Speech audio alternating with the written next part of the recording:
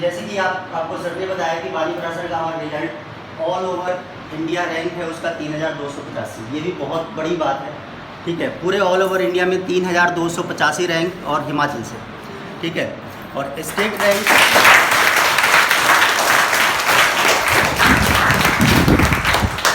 और हिमाचल का state rank 1 है, ठीक है। और जैसे कि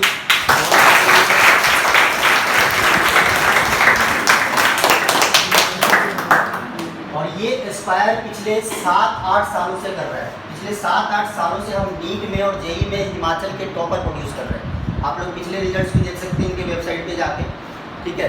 और ऊना में जो सेंटर खुला है यहाँ पे, तो हमारा कंपटीशन किसी और के साथ नहीं है, हमारा कंपटीशन एस्पायर शिमला के साथ है, ठीक है। आप सब लोग बैठे हुए हैं, नीट के बच्चे हैं, जेई के बच्चे हैं, बिल्कुल मतलब जेई और नीट तो अपने खून में बसा लो, बिल्कुल खून में बसा लो। सोते जागते उठते बैठते जो भी सोच रहा है NEET NEET NEET NEET JEE. हम भी चाहते हैं कि 1 साल की मेहनत के बाद हम उनको टक्कर दें, एस्पायर शिमला को टक्कर दें, क्यों ना स्टेट टॉपर यहाँ से निकले। और काफ़ी सारे बच्चे जिन बच्चों को मैं पढ़ाता हूँ या फिर नीट वालों के रिजल्ट्स वगैरह देखते हैं, तो बहुत सारे बच्चों के अंदर कैपेबिलिटी है, बिल्कुल हम भी टक्कर दे सकते हैं। चाहे अभी नंबर में उनके शिमला के रिस्पेक्ट में हम थोड़े कम हैं, लेकिन हमारे अंदर भी बहुत सारे कैपेबल बच्चे हैं, बहुत सारे ऐसे स्टूडेंट हैं जो ये प्रोड्यूस कर सकते हैं। हम भी स्टेट रैंक 1 ला सकते हैं, ठीक है। मैं तो टीचर हूँ, तो बेसिकली मैं यही बोलूँगा, और चीज़ें घुमाना फिराना तो हम लोगों की आदत होती नहीं है, ठीक है। तो बिल्कुल आप लोग कमर कस के पढ़िए। टीचर आपको बहुत ही अच्छी क्वालिटी के टीचर मिले हैं, आप देख ही रहे हैं कहाँ कहाँ से टीचर लेके आए हैं और कितने वेल क्वालिफाइड टीचर है। और आपके लिए 24/7 कभी भी कोई डाउट के लिए आता होगा, कोई मना नहीं करता, सब आपके लिए बिल्कुल यहाँ पे सुबह से लेकर शाम तक अवेलेबल है, ठीक है। तो जब आपको इतनी फैसिलिटी मिल रही है, ऊना में 7 साल हो गए, मैं 7 साल से ऊना में काम कर रहा हूँ, तकरीबन हर एक इंस्टीट्यूट में काम किया है, लेकिन ऐसा माहौल कहीं भी नहीं मिला। और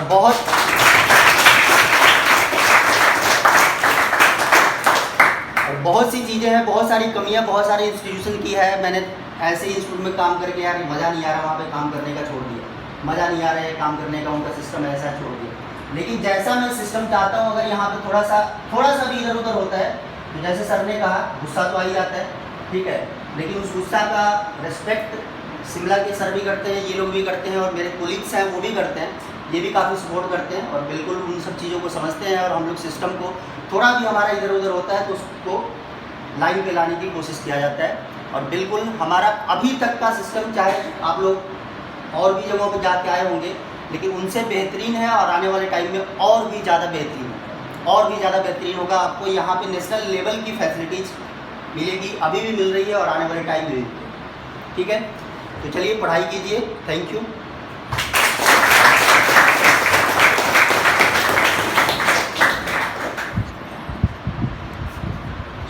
So, thank you Amit Tiwari sir, who is basically an engineer from Chandigarh. तो मैं एक्चुअली जब यहाँ टीचर से मिलता हूँ तो एक बात, मतलब टीचर से बहुत एनर्जी मिलती है, पता आपको।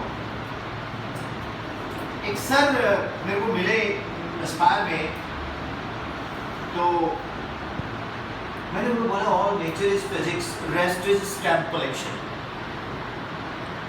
सर मतलब यू टीच फिजिक्स ना, कहते यस, ठीक है ना, yes yes yes yes yes sir, all nature is physics, rest is stamp collection. Physics क्या है? Physis. Physis means to know the nature, to know Akal Purakh, that is physis. It connects with the almighty. So, a wonderful, fantastic, dynamic Mr. Mishra.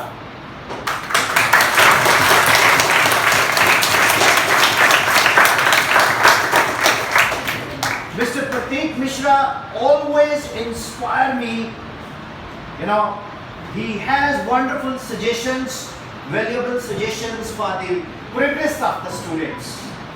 तो जब भी sir से बात होती है तो सर एक ही बात को एम्फसाइज करते हैं कि हमें बच्चों को बेस देना है, बच्चों को फायदा मिलना चाहिए। So I welcome Mr. Pratik.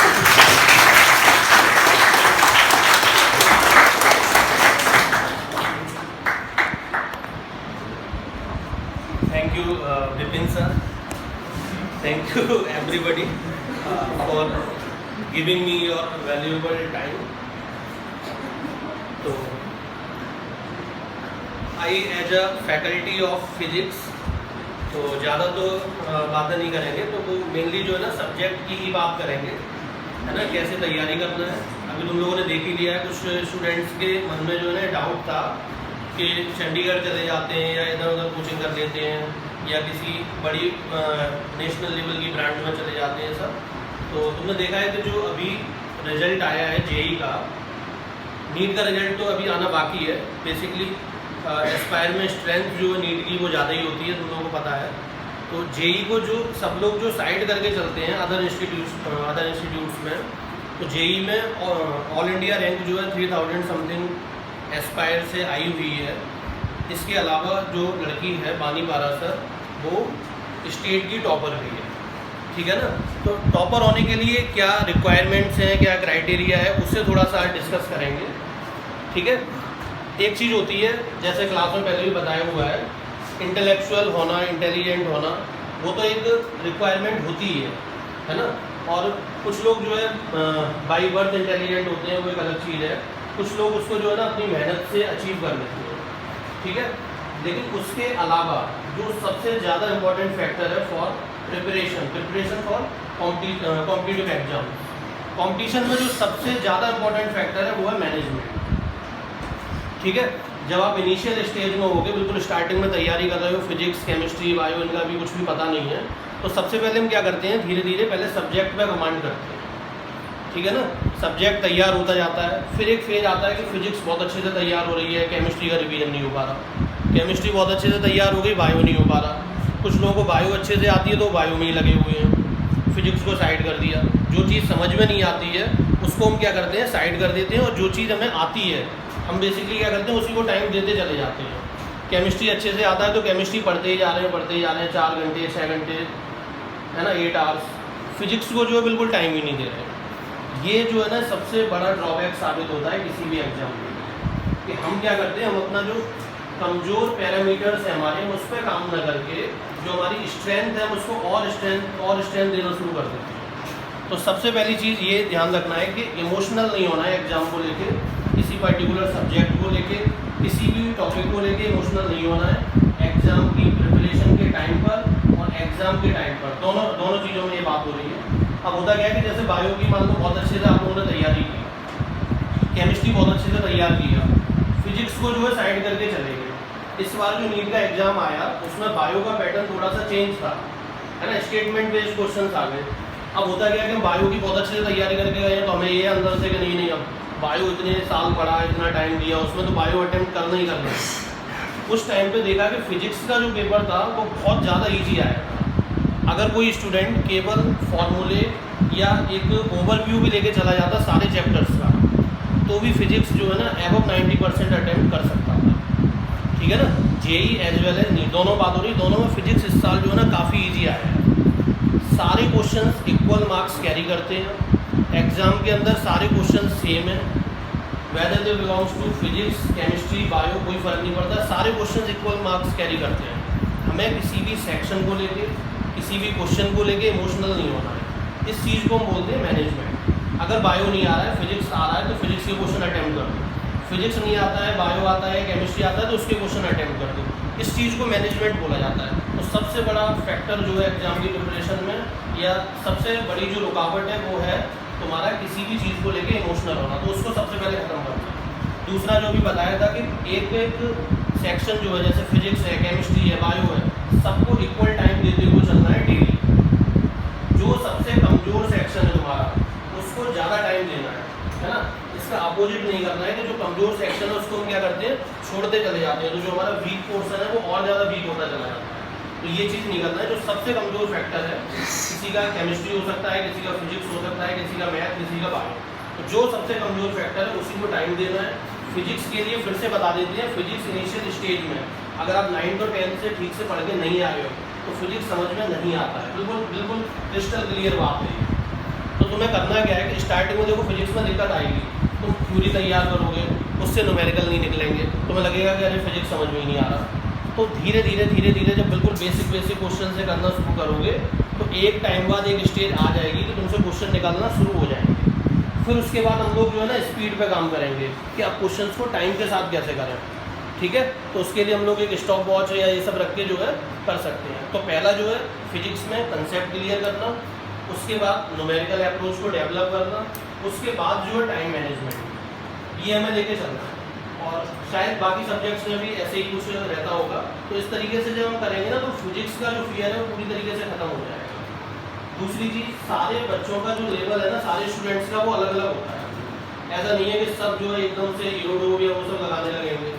तो तुम जहाँ पे जिस लेवल पर खड़े हुए हो, है ना, ये सबको अपना इंडिविजुअली पता होता है। जो जिस लेवल पर खड़ा है वहीं से स्टार्ट करना है, ठीक है। अगर तुम्हें बेसिक क्वेश्चन में दिक्कत है तो बेसिक क्वेश्चन से लगाना शुरू करो और धीरे धीरे आगे बढ़ो। अगर तुम्हारा बेसिक्स क्लियर है तो स्टैंडर्ड बुक्स को प्रेफर कर सकते हो, ठीक है। तो ये चीज़ ध्यान रखना है, ऐसा नहीं कि बगल वाला जो है वो एस सी वर्मा लगा रहा है तो हम भी जो है एस सी वर्मा ही लगाएंगे। तुम्हें अगर लग रहा है तुम्हें कैलकुलेशन की दिक्कत है, बेसिक मैथ्स की प्रॉब्लम है, तो अपना 8th 9th 10th की मैथ्स की बुक उठाओ, क्वाड्रेटिक इक्वेशन कैसे सॉल्व करते हैं या कैलकुलेशन को कैसे ईजी करें, तो ये सब सीख सकते हो।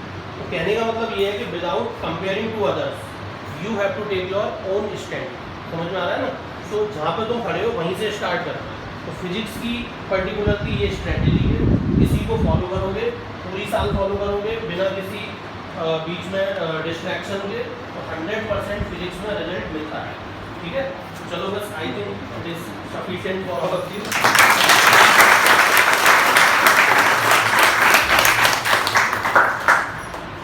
So dear students, you have a valuable suggestion from Engineer Pratik Mishra, a renowned faculty of Agra, now in Pune. And Pratik sir has got lot of success as a teacher, and his services rendered to Aspire are more precious now. And we always invite people from different parts of country, be it even Una also, because Una is also having the best teachers. Well, you know, you have a flavor of maths teacher from Mr. Ahmed Tiwari sir, and motivations from Tiwari sir, and Pratik sir has shared wonderful strategies that do not compare with each other. We have different fingerprints, we have different frequency, okay, and we have got different faces. अगर सभी की शक्लें एक जैसी होती तो शायद सभी के नंबर लगे थे TV11C X2 333 HP20, फिर हम बोलते हैं अच्छा आज 108 नहीं आया। अगर हम सब की शक्लें एक जैसी होती तो हमें रजिस्ट्रेशन मिलती, गले में नंबर डाल के बैठे, सबकी शक्ल तो एक जैसी है। ये क्यों नहीं ऐसा होता मालूम? नेचर ने हम सब लोगों को अलग बनाया है। और मुझे ज़्यादा इस सब्जेक्ट की नॉलेज भी नहीं है। जब भी मैं बायोलॉजी वालों को मिलता हूँ, बॉटनी जूलॉजी वालों को, तो उनको यही बोलता हूँ कि I can sketch only amoeba. तो एक डॉक्टर है जो बेजुबानों का भी इलाज करती है और जुबानों का भी इलाज करती है। एंड उनके अंदर एक अजीब से आइडियाज रहते हैं, ठीक है। तो वो एस्पायर से इतने अच्छे से अटैच्ड है, एस्पायर उनके साथ भी अटैच्ड है, तो जहां भी जाएंगे एस्पायर ही मिलेगा। ओके, सो बेसिकली पहले तो सुबह स्टाफ में मीटिंग चली हमारी के पढ़ाते हैं सब लोगों को, फिर बाद में कुछ मतलब हो जाए रिफ्रेशमेंट टाइप। डॉक्टर साहब से सर एवे नहीं असी बच्चे नाल इंटरैक्ट करना, इतना बढ़िया रिजल्ट आया, we have got such a good result, तो इसलिए मतलब like we have got such a good result. So I repeat, we have got such a good result, and let's interact with all. I think it's an idea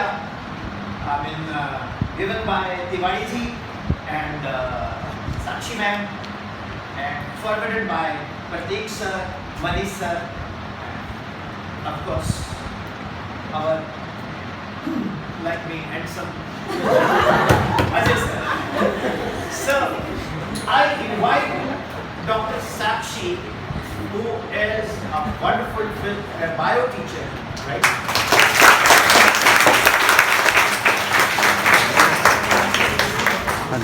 Dr. Sakshi has got 105 huge fan following among you all. I know this. Okay, and she is really an inspiring teacher, and at the same time, she's a good human being too. Please come.